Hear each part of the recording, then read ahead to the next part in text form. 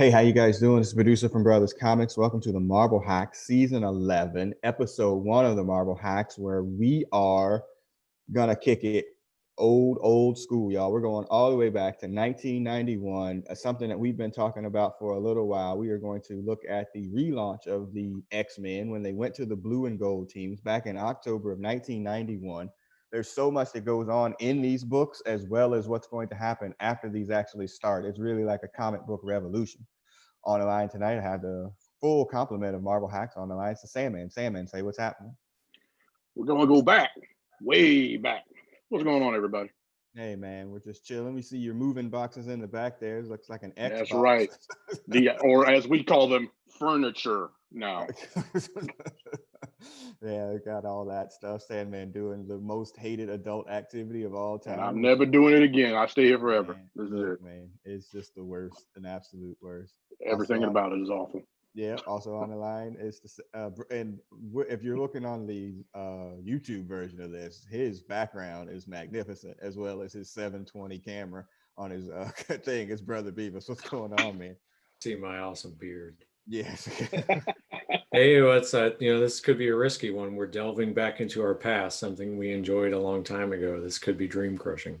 It could be. It could be. And there's some loving things that we're going to say about some of these books, and maybe you'll love it or think the same way, but maybe not. Also on the line, Hush, what is that background? I have no idea what's going on there. That's the Hellfire Club. Hellfire Club symbol. Oh, right. Very nice. Yeah, okay. Nice. Well, very nice. That'll I kind thought of that was the Circle Club.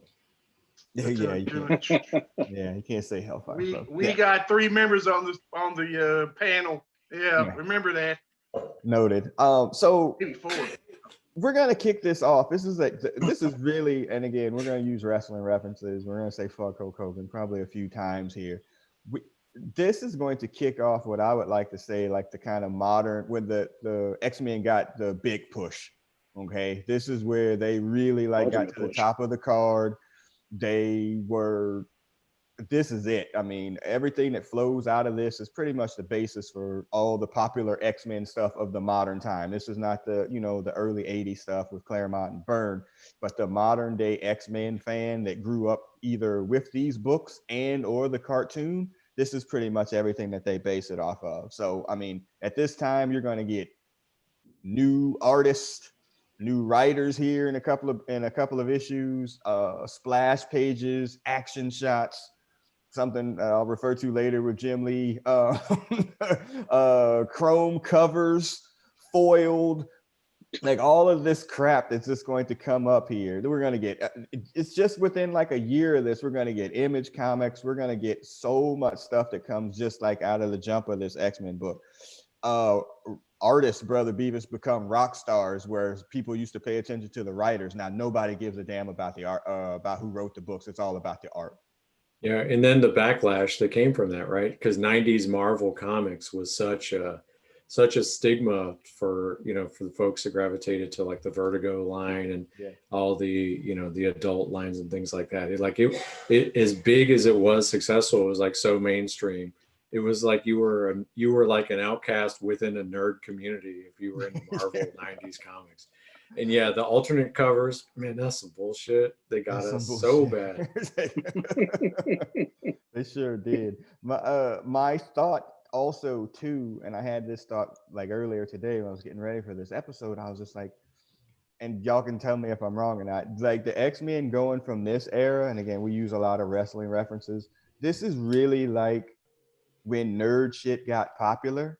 And there's a rule of thumb or a thought here is that, like, man, it got really popular, so now you got more people reading it. It's like, the Attitude Era with WWFE or whatever. Like, it got so super popular. Or Game of Thrones, Hutch, you made this reference on that podcast a long time ago. It's like, yeah, it's great that more people are watching it, but it takes it away from like kind of this was ours. People that were, and then it also starts to get made for people that don't really give a shit about it. It just becomes like a performance piece, huh?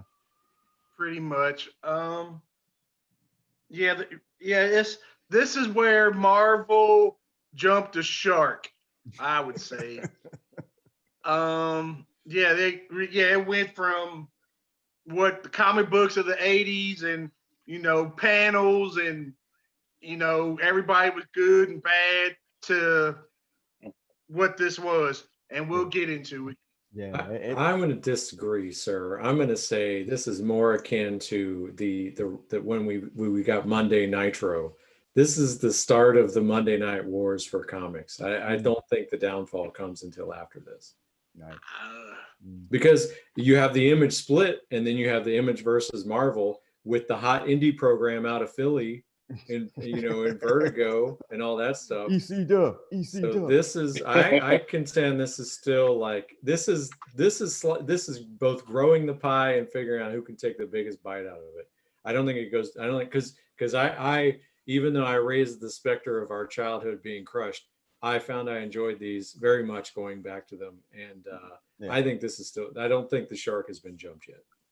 I take it back too. This is also kind of like how hip hop was like a certain thing for a certain time, and then we're at blame Hammer for it, but it really ain't his fault altogether. But you like some of those rappers like became was like, hey, let's make kind of popular music, and make money, and damn street cred. Well, it took it into a form really around this same time too, and took it to something that it just. I don't even know what modern rap is now. Like, I don't what the hell that is. I mean, noise, mumble, a lot of mumbling. It's just, and I think that's part of this too. Like, again, it took something that was, I'm going to say it's pure, but it wasn't necessarily so pure. But it took something like this that was so pure, and then just kind of gave it to the masses. And then eventually, is when you give it to the masses, you have to dumb it down to the fact that where you can read a book in like 35 seconds. Whereas these books take you a solid 35 minutes to read because they're just so whatever with the dialogue. So I think the other thing too is this is where you start to have the artistic creators are driving the storyline more, and then we found out none of them could actually craft a story. Yeah. And so I think that does ultimately become the downfall. Is you no longer have this. Someone who's kind of the book boss or who's primarily focused on the story, you're drawing the story from the art and it falls apart. So I think that's where we start to see continuity unravel and become less and less important, which has left us in the modern comics, which is like every book is essentially in a separate universe. Right. Yeah. I mean, we're going to go from issue 1, which we're going to start tonight, all the way up until issue 25 and talk about Chrome 3D covers where Wolverine gets his adamantium ripped out. Spoiler alert. And we'll be jumping back in between the other Uncanny X-Men book a little bit too because of some crossovers. We'll go through Executioner's Song, which runs through these particular books as well, or to this particular run. For tonight, we're like in the first couple of weeks, it'll be one issue, but then keeping it 100. A couple of these books, especially after Claremont leaves, after issue 3, they suck. There's some sucky villains. There's some sucky stories. So we'll be combining some of those. So this ain't going to be a 25 issue, 25 episode season 11. If you're a big fan of Mojo. Ooh. This might be the wrong podcast. Yeah. Or Shinobi Shaw or Omega Red. If you're fans of those characters, this is going to get ugly for you later on. Omega Red started off all right, but he went left quick. Yeah. I still don't know anything about him, really.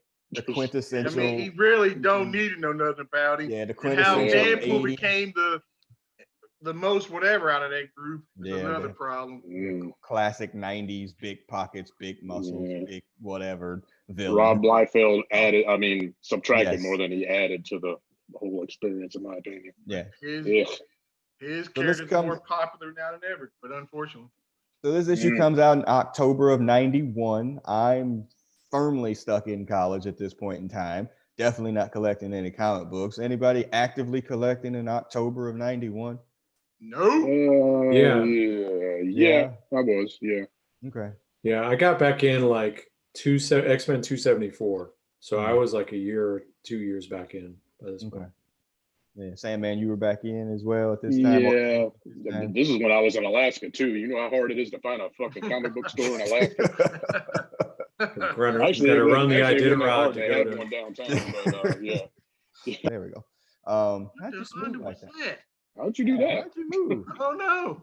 Okay, nice. All right, so yeah, the multiple Powers? covers. Did you buy all the covers, Brother Beavis, if you were in the game? Of course, I built the bought all the thing. covers. Yeah, of course I bought. I probably have multiple of a couple of them. Nice, yeah. You got I the got that. chrome covers? I don't remember this. This Not one was. chrome. I don't remember this one being a chrome cover. This was 4 different wraparound. covers, and Yeah. then the wraparound. There was 5 of them, but one of them was all 4 together. Mhm. Right. So Yeah, I stocked made up that on the big one that had Archangel and Colossus because those are my favorite characters. I have like 50. Wait a minute. That sounds like saccharism. You're about to catch it. Saccharism. Yeah, I didn't get back in the game until like 96. Because I suckered you in with Yes, with the Age of Apocalypse, motherfucker. And Apocalypse.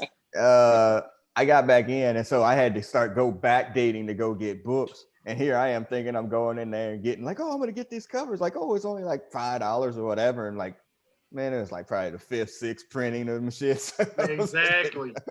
I was like, I didn't know. So yeah, but I got back in at that particular time. So yeah, this is good. All right, we're gonna jump into this now. Let's get ready. Do we want to do the share screen? You want to see it, or is that too much? I don't want it to get taken I'm down. trying to find it. No, Can't find it. it's video that gets taken down, but I'll understand. I understand. All right, yeah. So let's see. This book begins in space, bitches. There's a group of astronauts. They're searching for asteroid M. And Why? looking for Magneto. We'll get to that. All right, Brother Revis, you're gonna have 30 seconds to give the backstory as to where the hell Magneto was or why he was in asteroid M and not chilling on Earth. 30 seconds. Go.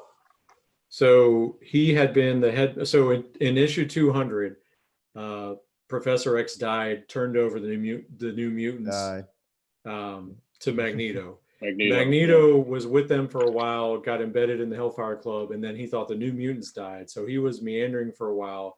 He tried to be sort of peaceful, and people kept coming up to him like he was the villain. So then he just tried to distance himself from the world, which led him to right before this, where he had confronted Zaladane. She was trying to steal his powers. So Rogue and Shield and everybody were trying to recruit him back. He was like, you know what, this just isn't going to work, and he split. Okay. Yeah, so he's chilling on asteroid M at this particular time. If y'all enjoyed that, I'm gonna give him a minute for this other thing here in a couple of seconds. So they find Magneto. He comes out full uniform. I mean, this is the flowing locks. This is where you really see the art of Jim Lee. And it's just like, wow, like this book looks like amazing. You know, I mean, this dude really knows what the hell he's doing with these particular books. And you can see why he's is he? I thought he was a real doctor or something. Really? He's got a PhD in something? I never heard that one. But yeah, Magneto's in chill mode at this particular time. Like he is not trying to get engaged in fight or anything like that. He just wants to be left alone. And yet people keep coming up and messing with him. But there is no statute of limitations on murdering hundreds of folks in a submarine and various other things. Yeah, that followed him around a long time. Yeah. That was like the I Quit match. That was like Tully in the I Quit match. Well, everybody, everywhere I go, everybody got to bring up that damn submarine. The ruse here is that it's really not a group of astronauts, or not just a group of astronauts. There is a group of mutants on there, and they have snuck aboard this ship or stole this spaceship to get into space, to get the asteroid M, to get to Magneto. For what purpose? Dun, dun, dun. It'll come back here in a little bit. Again, like when you open that page and you see Magneto with his flowing locks staring into space like that, it's just like, wow, this is an incredible page or whatever. And, again, I like Jim Lee's art. I never had a real problem with Jim Lee's art. The problem becomes with Jim Lee and others is that once you got into their books, or at least once they got them up from under the thumb of Marvel, it's like, hey, I want to read something. One, the story probably sucked. And then two, the books would come out. Never. You get one issue and then you might not get the second issue until a year or 2 years later. I mean, it was just like it was just awful, But like, I'm gonna keep it 1,000%. Wildcats Gen 13. All them books Oh. suck. Hey, They hey, suck. hey, Oh. Come on, dude. Come on, man. I have Spawn. I have Gen 13.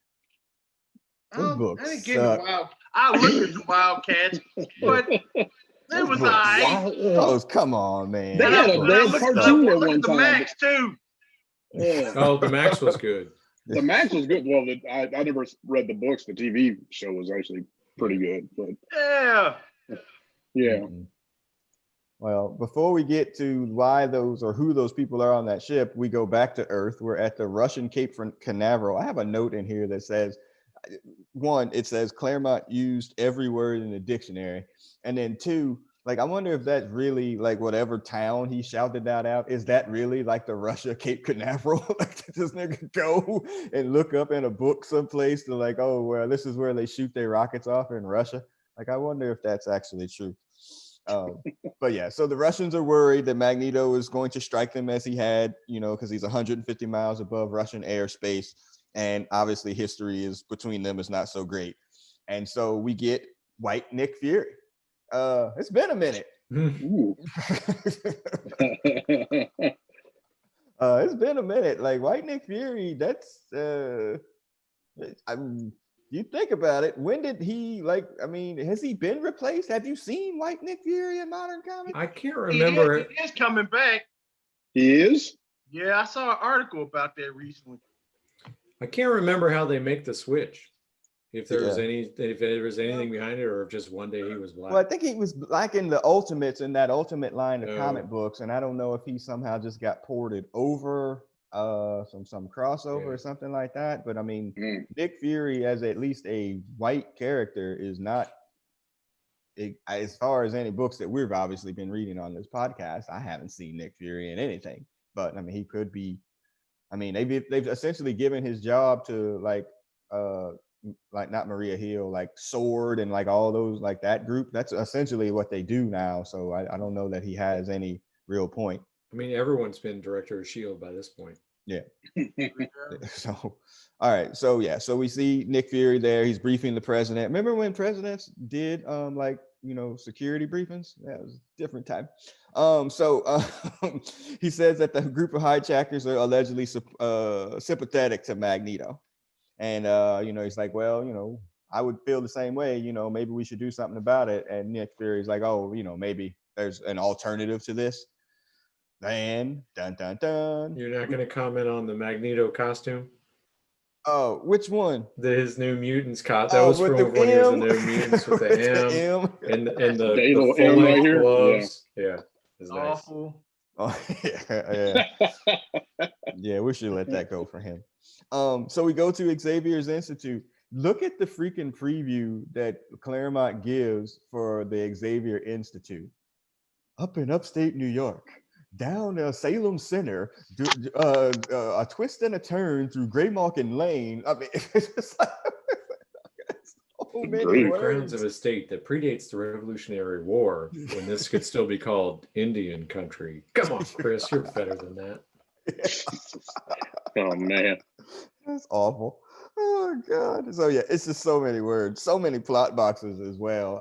And so we're getting into a training exercise here. Now, again, we've done this podcast, a different version of the podcast for X-Men the Animated Series. This is the team, y'all. Pretty much. In costumes, this is it. Except Wolverine is in brown here instead of the yellow and blue or whatever.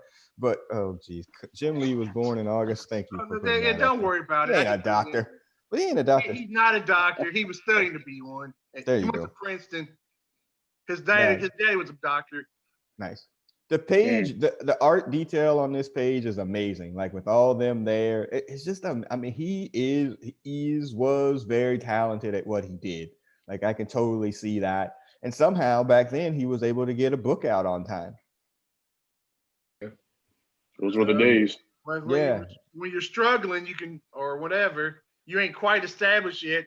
You kind of stay on point. Yeah. They all figured out when they were their own boss that they really didn't want to go to work.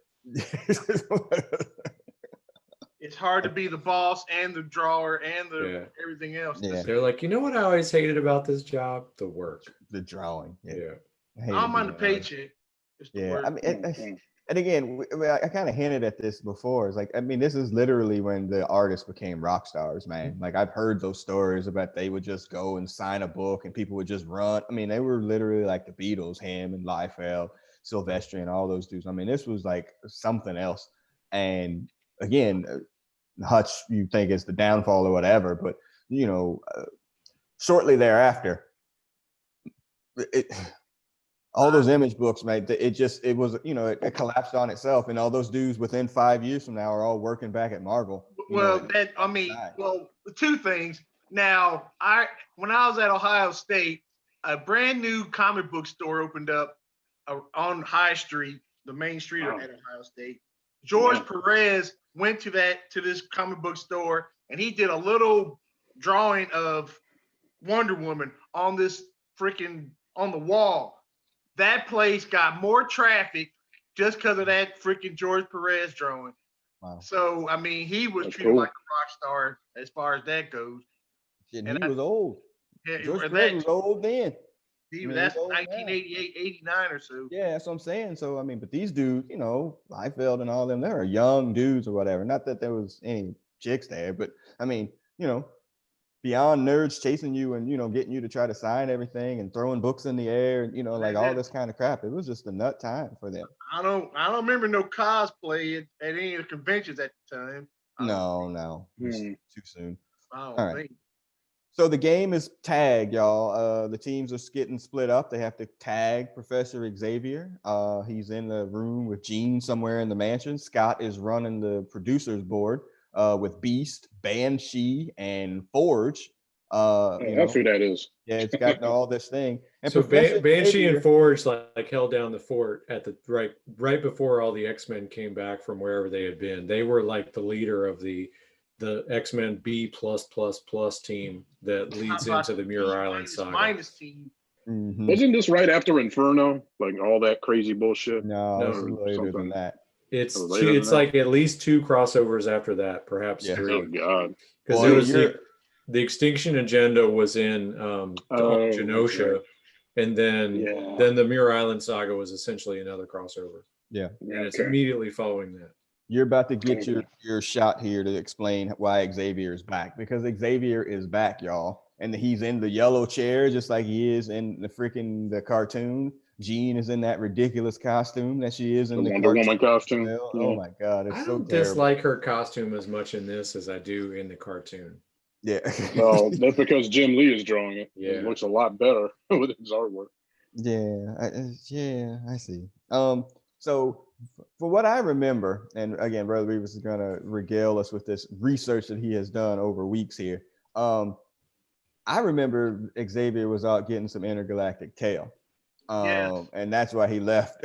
Right, that's why I remember. Melandra again? Yeah, no, but he's telling me no. I read his notes. I'm telling him he's saying that's not it. All right, so tell us where he was, and also why does nigga think he can come back from being gone for years, that he can come back and just rule the team again? Like, man, you ain't been here for years. All right, Brother Beavis. Because he got the money. He was with the Shi'ar, but what set that series of events, if you remember back in like the 199 range when he was dressing like Pat Benatar with the headband and the yellow jumpsuit. Oh yeah, that was. He got clocked in the head with a brick and got his ass kicked, and he was gonna die.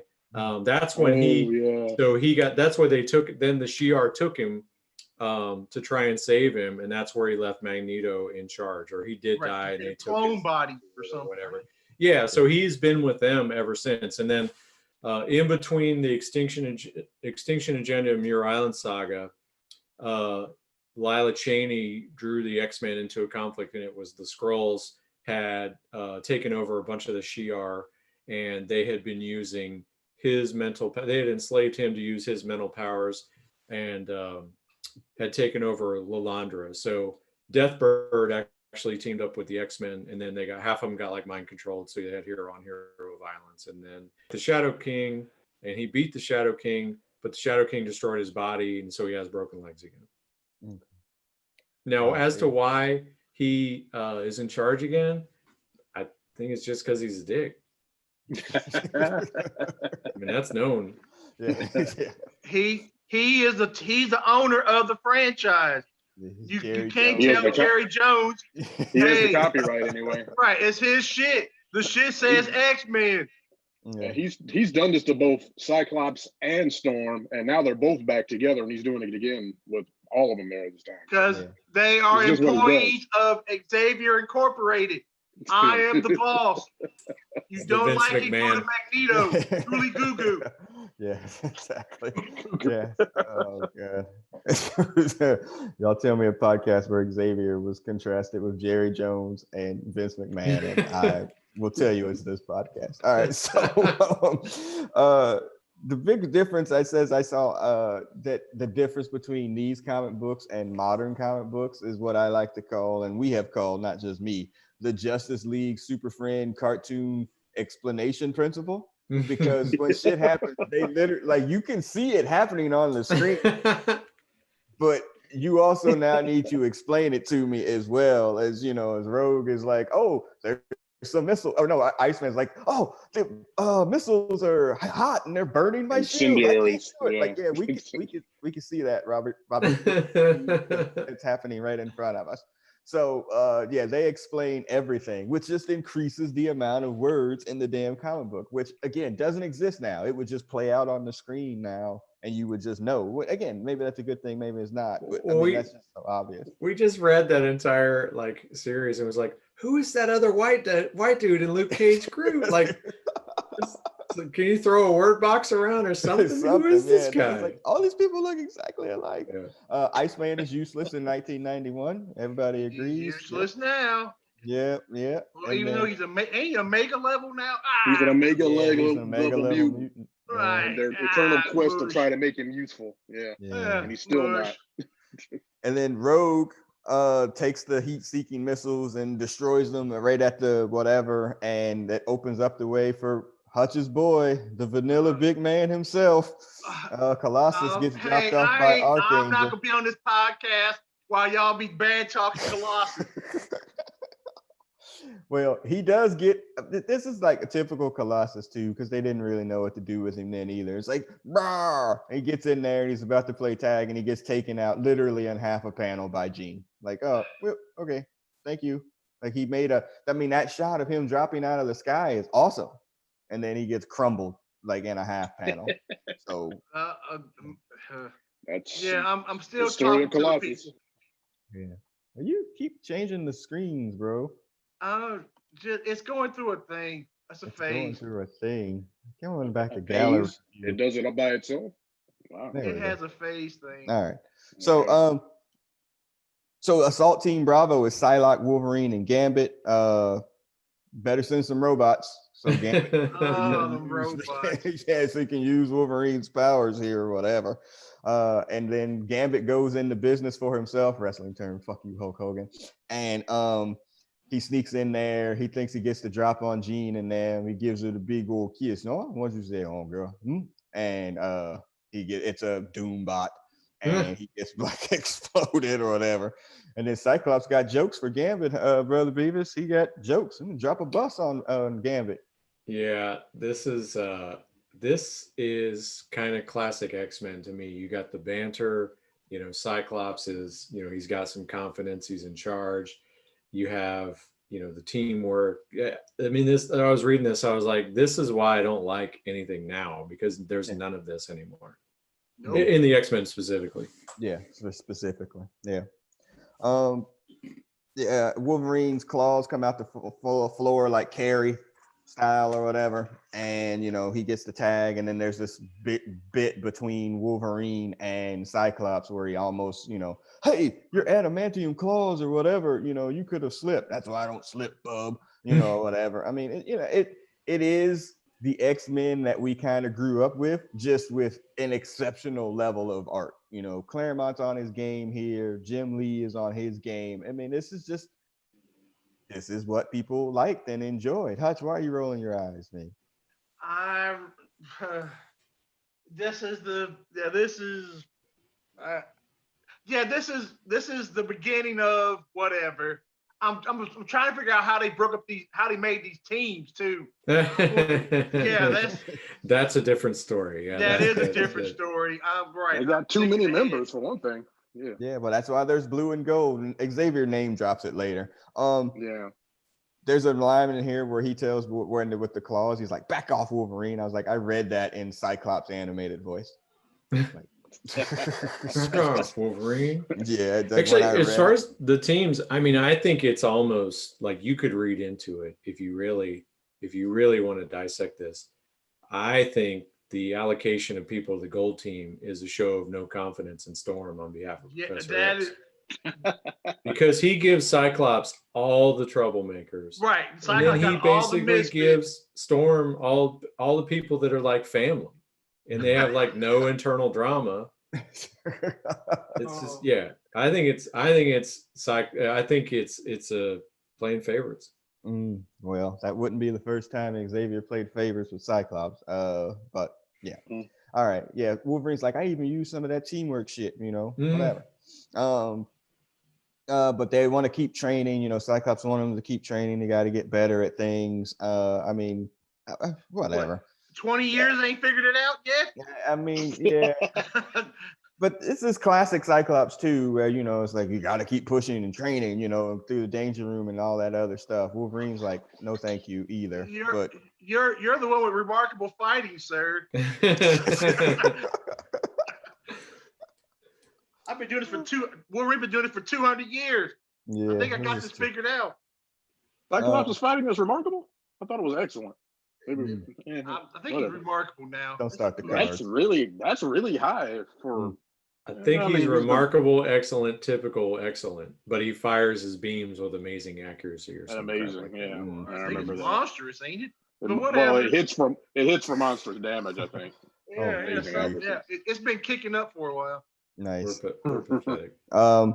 So after that, Fury comes in and briefs them on the Magneto situation. Hey, Fury? Holy mackerel. And so he was part of the storyline in 2000 or 270, like 4 through 6, where Magneto was in the Savage Land with Zaladane and Rogue. They were teamed up with Kazar, which, obviously that was not useful. So then Shield showed up as well, and it became like Nick Fury, Shield, Kazar, or Nick Fury, Rogue, Kazar, and Magneto against Zaladane and the Animaniacs or whoever that. Animaniac. Oh yeah. Oh yeah. Oh. That was it. That's the big one. You broke it. Yeah, Rogue is real worried about this. My note says here, I was like, because this is after they fucked in the Savage Land. Yeah. Magneto got that magnetic condom somehow. He was like, you know what? Fuck it, I'm just gonna try. He's like, have you seen my robe? He was like, I worked on the Wasp. Yeah. Mind you though, that the Rogue Savage Land costume has created quite the cosplay. Top-notch choice. Yeah. So as they're arguing about this, Storm is the voice of reason in this situation, and really about the only dialogue she gets in the damn book. He was like, he was our ally, and Wolverine is kind of on his side too. It's like, everybody's got a little bit of a dark past. Well, I mean, the foreshadowing for what's going to happen 25 issues from now. Xavier is hoping for the best, says for the worst. He backs Cyclops' thing of 2 teams, your blue team and your gold team or whatever. And then there's Moira there. Isn't it weird seeing Moira now? Every time I see her in a book, like I keep going back to House of X, man. It's very weird to kind of like what version of Moira in World is this or whatever. It's kind of the fact that they just automatically just made her. That's what it means. Yeah. She's the pariah. Yeah. When you gave me my homework assignment, I was trying to do without reading the books, I was trying to do some research, and it was funny because I was reading Professor X's history, and I kind of know like from the X-Men 1 up through like his original story. But if you read it now, they've like retcon dropped every little character in his story. And oh, by the way, he met Sage shortly after blah blah blah, and they found out like what? Sage was like the Hellfire Club's valet. What the yeah. Sage. Oh my the dealer Lord. thing. Oh Oh, Oh, that's Yeah, the got him there again.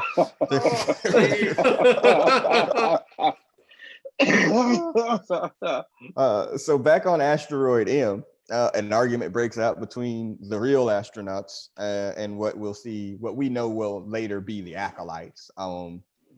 We also get the first flat scan reference. The Acolytes make their appearance in the X-Men animated series at some point too. They do. Magneto's, in his Hugh Hefner digs, y'all. Like, I mean, he's really kind of comes out there as rogue.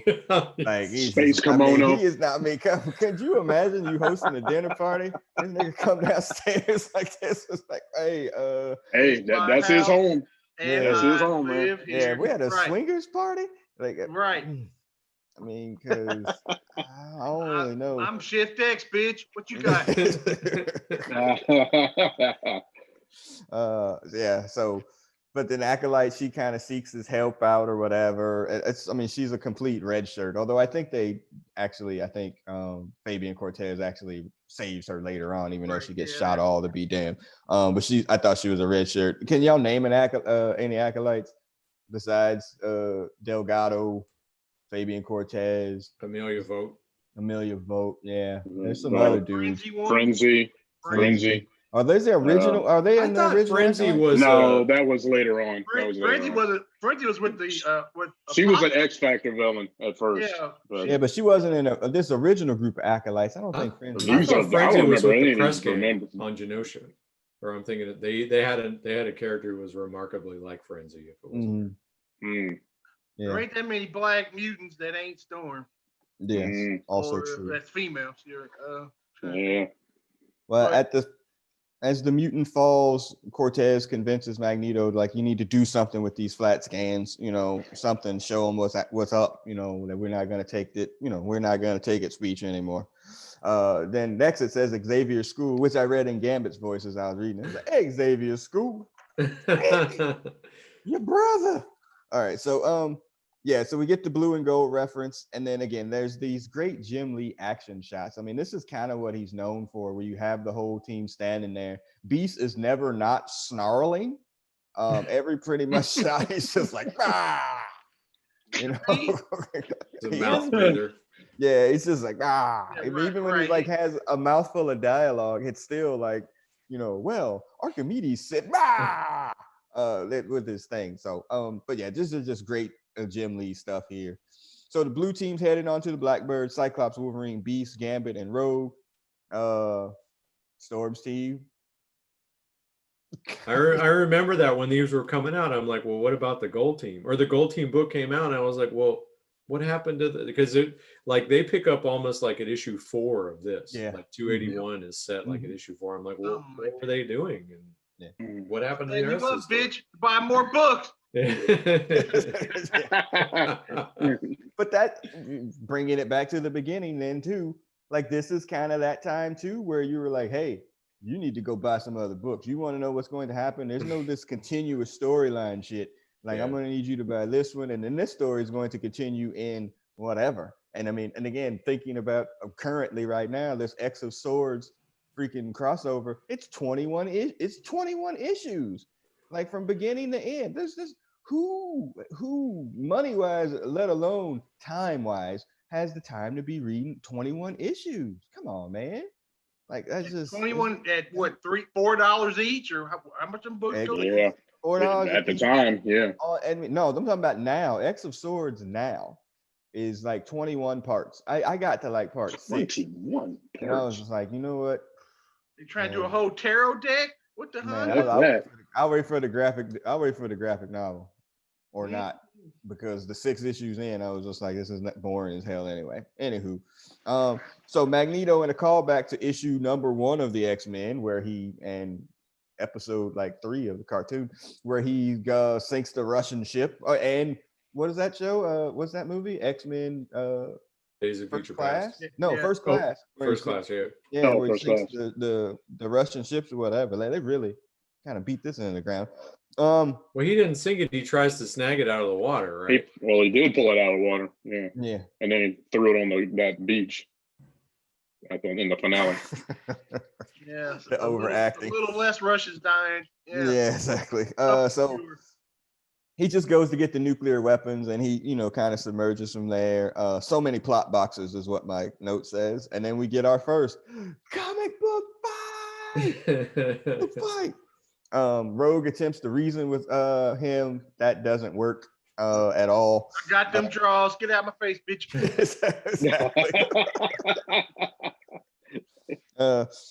My accident that you're on the same brain as me. I said my note says Rogue attempts reason. I said maybe she should have led with titties. Because that probably would have stopped this. Second best answer on the yeah. board. Yeah, they try talking, it doesn't work. And essentially, I mean, this is Cyclops' fault. This is literally Cyclops doing his Cyclops' fault. Yeah, this is Cyclops doing his best.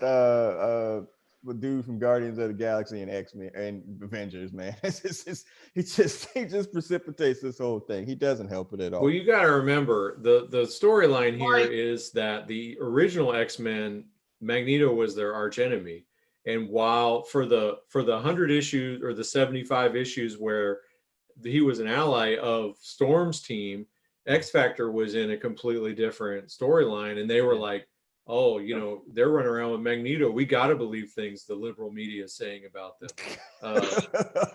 So they only recently reconnected. And for them, this is like, this is like issue 2 of the original series, and Magneto's still the bad guy. Yeah. And Gambit don't give a fuck. So. Gambit don't give a fuck. We're gonna get a great shot of him and bees. Then they try to but here Cyclops is this great leader, right? How he gonna try to sneak a whole ass metal ship at Magneto?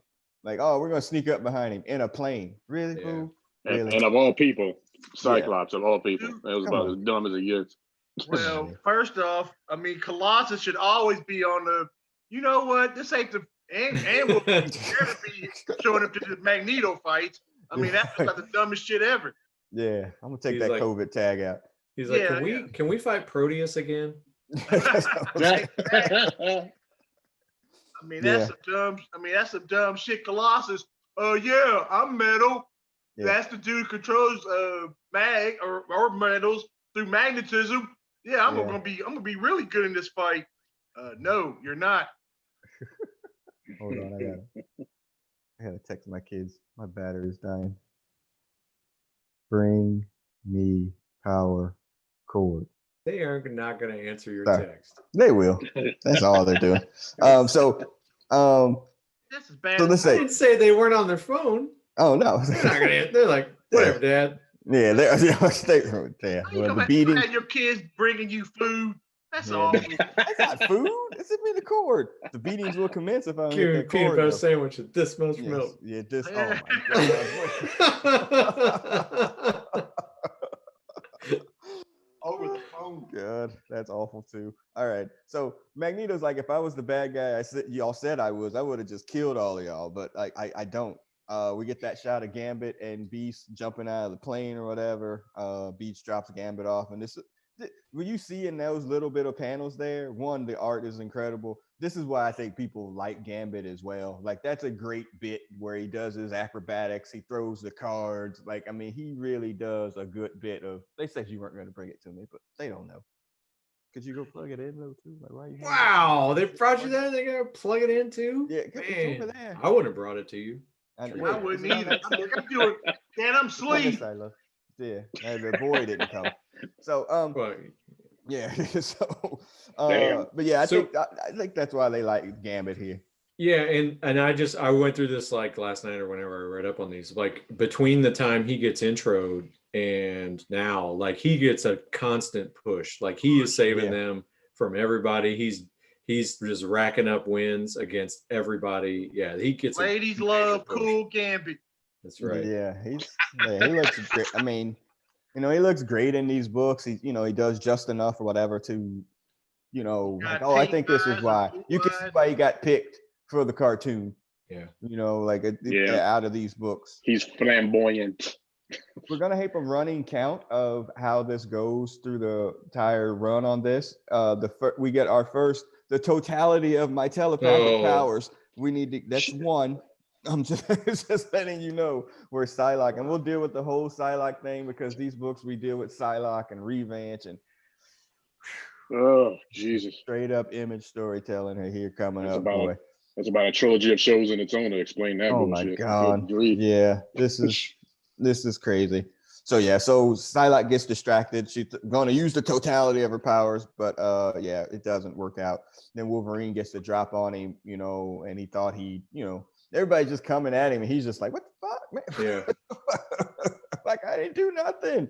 Like why are y'all trying to hit me up like this?" You're a Republican. Yeah. When we get the Cyclops thought box, oh, that's like when I met Wolverine the first time. He's in his berserker's fury, you know. Like I mean, it's like. And the irony is, who started the fight, dude? It was you dropping Beast and Gambit on people. Don't start none, won't be none. Yes, Don't nothing start you no bought. SH, won't be no IT. Yes. So Magneto gets hit. And then, dull your berserker fury, let me blow you through the wall. Yeah, and go meet them bones that them people you killed 75 years ago. How about that? And that just doesn't go well. So he's just like, you know what? I'm just gonna take these missiles and get the fuck out of here. And you know, he tries to pull up. Rogue gives chase. You know, again, I probably should have led with titties. And she tries to approach him with reason. Like, look, you know, Cyclops messed up and all, but you know, we could try to work this out. You're spooking everybody and giving them, you know, making them scared. And make your reason roll with typical reason. Yeah. Well, I also put in my notes here, just from a psychological perspective. This is Cyclops trying to impress his wheelchair daddy. Like, okay, like I can do this without you. I can take down the one enemy that you couldn't take down, Dad. And you know, I'm gonna do it. And you know, that's the reason. I think that's the reason why he went so overboard in this. You know, because even Xavier, before they went out, he was like, you know, we're gonna hope for the best. You know, doesn't have to necessarily go that way, but obviously it did. But and also this is Cyclops returning to the X-Men for the first time in you know 150 issues. Yeah. So her appeal goes on deaf ears. The Soviets see them in their airspace or whatever. They hit Rogue and Magneto with some try to get them with some missiles or whatever, and then I think Magneto detonates one of the nuclear weapons like above ground, and the big explosion in the Earth's atmosphere or whatever, and you know that's kind of the end of it. You know, Chernobyl Part 2. Oh. Well, they get the asteroid M, and Magneto's like, I can't believe these motherfuckers attacked me. This is bullshit. He's like really upset by the whole thing. And Fabian Cortez is like, oh, you know, that explosion put them into the dark ages, you know, like, good job, you know, fake daddy. And he's like, oh, let me use my healing powers, you know. Yeah, come back to that later. Let me use my healing power. Well, you know what, though? Think about this from what we read from some other books, like recently. Magneto is straight up junkie. He was on that. What was that? He was on that kick. He got this freaking shit with this dude. Like, I mean, Magneto got addictive personality, man. So Xavier does too. Yeah. What was Xavier? On what though? What? But on what though? What's Xavier? Power. Well, Xavier has a god complex for sure. On power. Magneto is like manic depressive. Magneto is self-medicating for manic depression, clearly. Yeah. Okay. I'm just saying, it was just kind of weird that there's another whole story 10, 15 years later from now with him getting hooked on another drug or somebody else, you know, hooking him up with something to enhance his powers or whatever. 15, 20 years later, the story about Xavier backstabbing everybody to be within Illuminati. Yeah, that's true.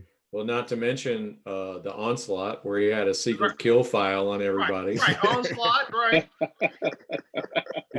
He's like, what? You guys don't all have one of these? No. No.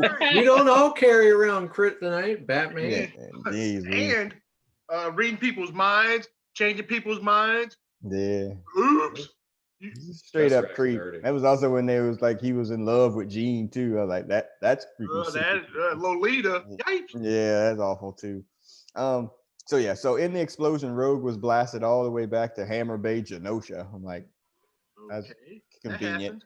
Yeah, and she's in the process of that getting that information, and the Acolytes show up again. Another freaking huge Jim Lee like kind of open page there, and then again, comic book fight. We finally get another one. And Rogue is kicking ass in all of these books. I mean, the missiles took her out on kind of off panel or whatever. But I mean, in every fight and instance in these things, I mean, she is an absolute badass. And again, you can see why they put her on the animated team too. And which is kind of great too, like that for her, at least as a character. And again, you know, we're going to read these books up to a point and we're going to all drop off. And then when you come back to it now, you know, at least in the House of X, Power of X, she's in Excalibur, I think. Yeah. But I mean, she had a good run in like A-Force when they were doing Uncanny Avengers as well. I mean, she was a leader on those teams as well. I mean, her character arc from the Brotherhood to up to this point has been pretty amazing. She knocked out Colossus too. Well, okay, but Colossus made it into what? 3 minutes of however many X-Men movies? Maybe. Deadpool movies. Awful. I hope that they're able to I forgot about that. I hope they're actually able to make Rogue like this in the movies at some point.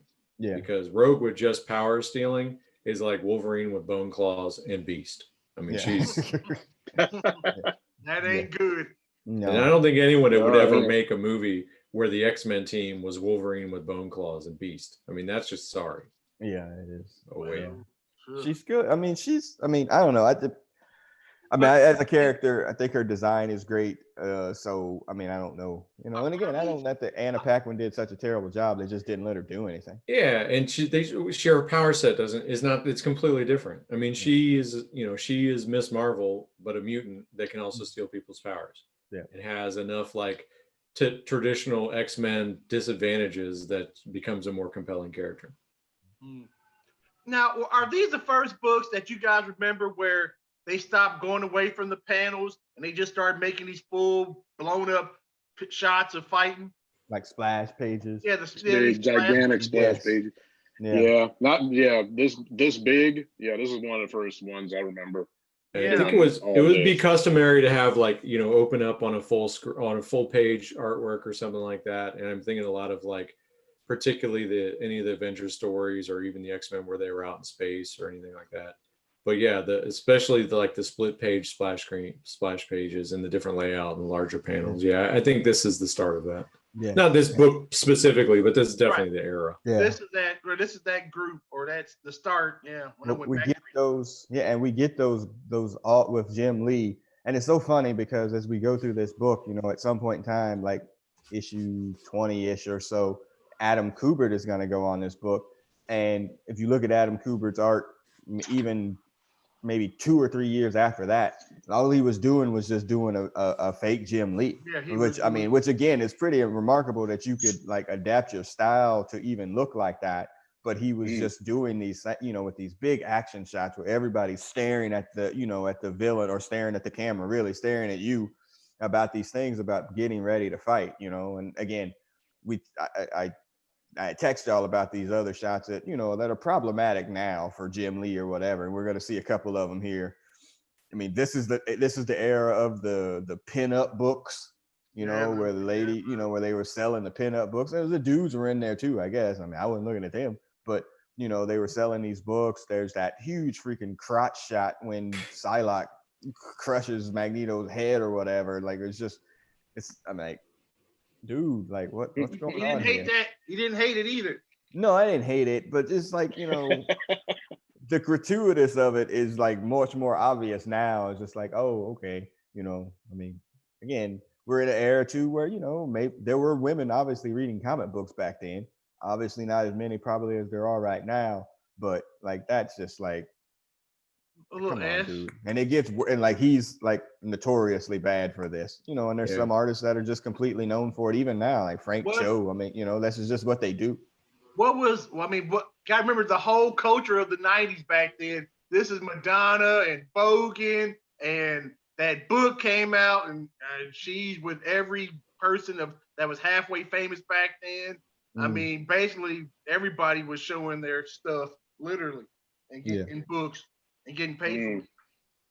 Well, as Rogue is starting to get beaten up, you know, Cyclops comes in with the hot tag, fuck Hulk Hogan, and we get this, you know, a bit about where they, you're going to get this fight between the Acolytes and the X-Men, and it's not that bad, I guess, You just got these dudes on the Acolytes that you just don't really know. Delgado, and somebody can use his powers to make him like the Absorbing Man or some shit like that. Like he looks like the Thing. This is like an alpha fight. This is like a fight with Alpha Flight level. Yeah. Goes all over. Get a fastball special, even though they don't call it that. Your screen's messing up your view there, Chief. And there's a Psylocke thought box in there too about how she enjoys fighting. Like, oh, I crave it. Does Wolverine say that I crave this action or whatever? Like, you never get like that. Oh God, sir. You never get that kind of character development like kind of now. Like you just, nobody does thought boxes anymore. It's just like, play it out on the screen. So yeah, and then Wolverine gets the drop on Fabian Cortez, and he's like, "Hey, you smell familiar," or something to that effect. And I know this is gonna play out at some point in time, but I actually don't remember how this plays out. Like, where's the connection between Fabian Cortez and where Wolverine knows him? Time traveler or something? No, I don't think so. I That's don't remember that.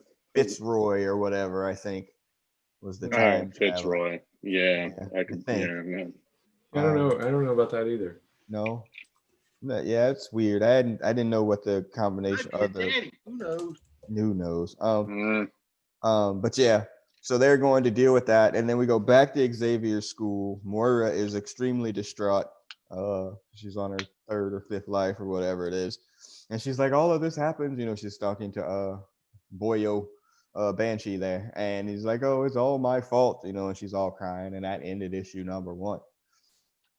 We have affectionately called these books 2 shit books, and not because they're bad, because you can't read them in one shit. They are wordy. You get a lot for your whatever the list price on this book was. My I have the trade or whatever from Amazon. It's like it's for free on the Kindle devices or whatever. So so I'm reading it from there, but I don't have the cover price, but you get your money's worth, whatever it was or is. You definitely get your money's worth. Looking back on it, Sandman, what did you think? It's only been 29 years. Is that right? Yeah, damn, 29 years. Good. Well, it took me like 20 minutes just to get through that one splash panel with Magneto on it with his little Batman pose like this, or whatever the hell it was. Yeah. Just alone. Yeah, when you said overly wordy, Jesus Christ, it's almost as if Claremont was trying to put more words in it just so they could squeeze out the art, Jim Lee's artwork. I don't know how he fit this in between all these words. Mm-hmm. All these speak bubbles are freaking everywhere, man. Mm-hmm. It's wordy. It's a lot of action, though. I do remember reading this originally the first time. This is in the 90s, obviously, when I first read this, but I was like, man, this is a lot of action going on. Mm-hmm. So I did appreciate that. It did kind of remind me of kind of the good era of X-Men, with the Dark Phoenix and working up to that in a lot of ways. Wordy is the word of the day. It's just it's Claremont, so it's what he's gonna do. You're not gonna get away from that. It's just what he does. So you accept that going in with him. I asked that dude at MegaCon, one of the cons that Sandman and I went to. I asked him if my question had 30 words in it, and he gave me probably a 15-minute answer. So I'm standing there like holding the camera. I'm like, hey, I'm gonna post this on the thing. I was like, hey man, my arms are tired. So trust me, I wrote up what he said. He said this, but it was a lot. Brother Beavis, 29 years later, what do you think of this book? Yeah, it's 36 pages, so it's about, it's a book and a half. But yeah, you get 2 battles. You get the X-Men training sequence. We're setting up the blue and gold team. You get classic Magneto, where you've got he has the sympathetic factor that he's the bad guy, but you still want to root for him. I think it's great. I was reading this, I was like, man, I missed this one because we've read so much trash over the last several years. so much trash. So yeah, I was like, I got older. I was like, oh man, I missed this. So yeah, it doesn't stay great forever, but this was good. No, yeah, this is like going back and watching like NWA championship wrestling on Saturday at at 6 o'clock. It's like, man, I remember when wrestling used to be this hot, and then you turn on WWE or AEW, just like, man, I don't know about this anymore. I know I used to like it, and I'm trying to figure out. I'm reading these books. Yeah. Why did I used to like this so much? Hutch, you're gonna be the contrarian. Hello. This is for me. I mean, I didn't read it. I don't think I read it when it came out. I'm pretty sure I didn't. So I think I might be looking through your stuff around Thanksgiving or something. I don't know where. Whatever. Yes, I'm a child of the '80s and those X-Men books. Granted, I mean, I saw Gambit and Rogue come out of nowhere and take Colossus' spot, and the long shots and all these other folks. This is that mess. Yeah, I again, so much comes out of this, and now Claremont is co-plotting this book with Jim Lee as I was reading this stuff. So he's the co-plotter on these books, and again, I know you held up your Gen 13 thing there, Hutch. That stuff is awful. The Gen 13. I'm looking through this right now, and it's a whole bunch of chicks in bikinis or half clothed. Yeah. Half clothing. What was the other one that he used? 90s. What was the other one he did? Danger Girl. Came out out in 1994. Oh yeah. Danger Girl also. That sounds familiar. Girl. Yeah. But don't forget the Sovereign Seven. That's Claremont. The artists weren't the only problems at this time. You're funny. And what was it? Also, Phantom. What was that Phantom? What was that girl? It was a underwater girl or something. Yeah, right. That wasn't them. Fathom. Yes, Fathom. Yeah, I knew it was close. Phantom. All she did, they would always have bikini or whatever them swimsuit issues, and I'd be like, well, that's what I'm looking at. Damn the character. That dude died, actually. The artist. The artist or the writer. He died. No, he was the creator of the whole thing. Yeah, right. He died early. Damn. But yeah, I just wonder out loud. I just wonder. It's like, okay, so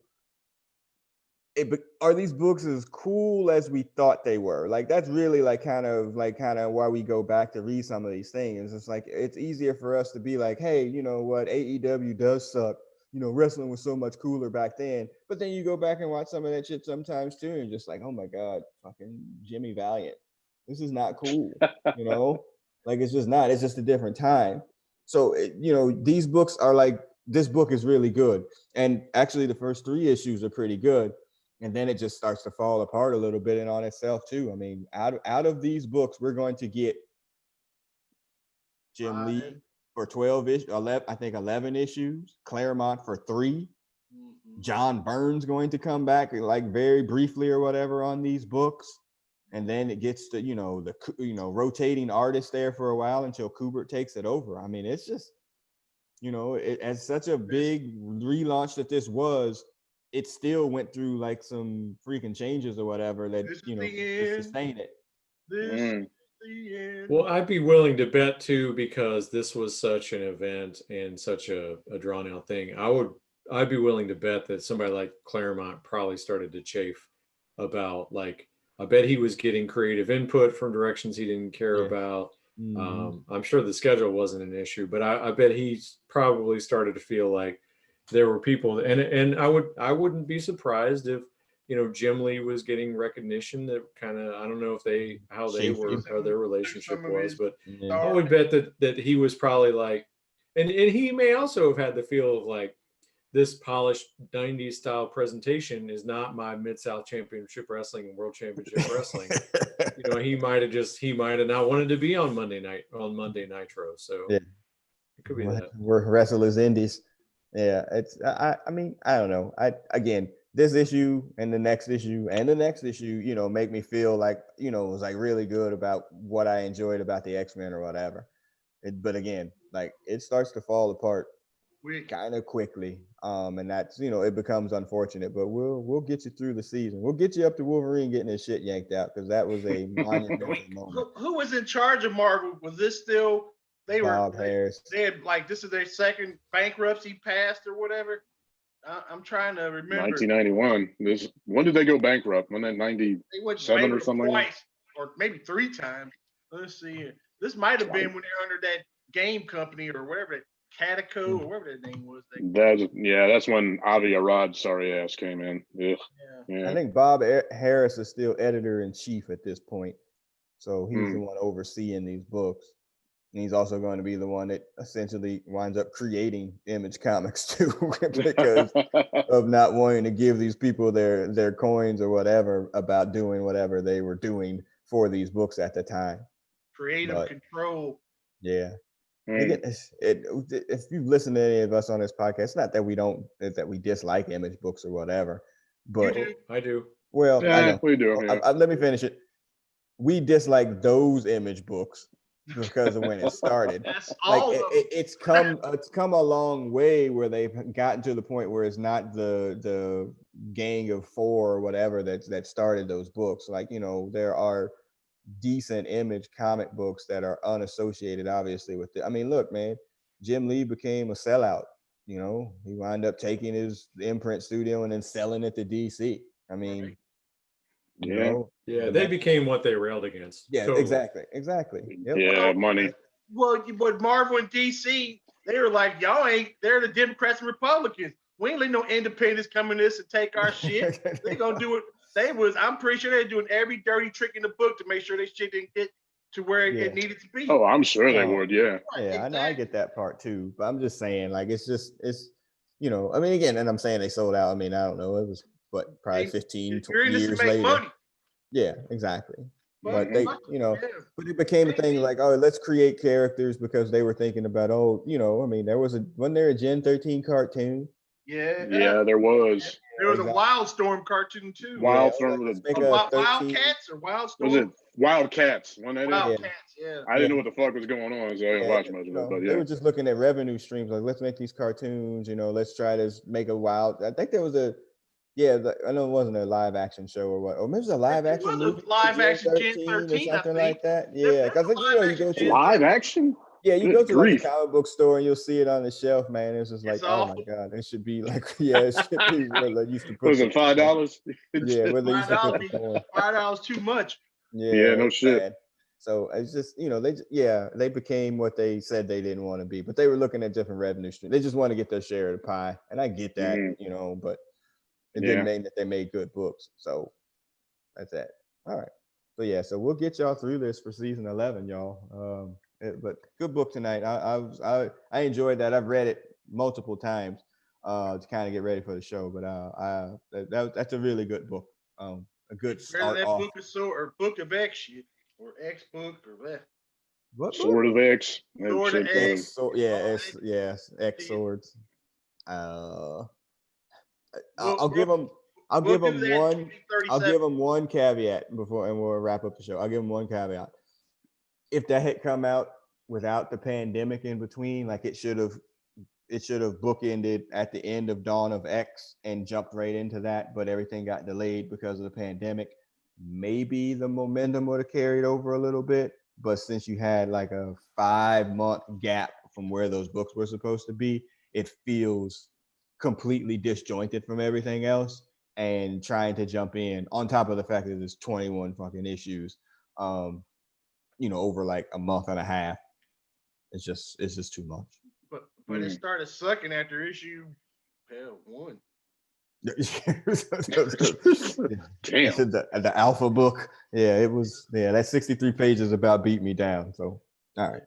So we'll wrap up. Remember, you may find this podcast on SoundCloud, iTunes, Stitcher, Google Play, iHeartRadio. You can Spotify. You can see the podcast if you subscribe to our YouTube channel. Just search @Brothers Comics. You'll be able to find this video. If you like the Cincinnati Bengals, you can find some really angry videos there too. Really angry. But this one's a happier podcast. So yeah, man. So as the X-Men, the animated music starts to play us out on the podcast side, I am the producer of this podcast, and I'm signing off. Sandman, go ahead and sign off. All right, people. We'll see you on the next episode. Man, you gotta unpack them boxes. Nah, furniture. Yeah. I ain't doing that. Furniture. Brother Beavis, sign off. All right, we'll see you next time. And let's wait, hold on. So comic book boxes back there, them white ones right over your shoulder? No, that's the counter. No, that's the counter. I see it. All right. Could be. Don't get fired. There could be some right to the right here, off camera. Could be. It could be. See you guys on the X side. Nice. All right. We'll see everybody on that side. Peace. Peace.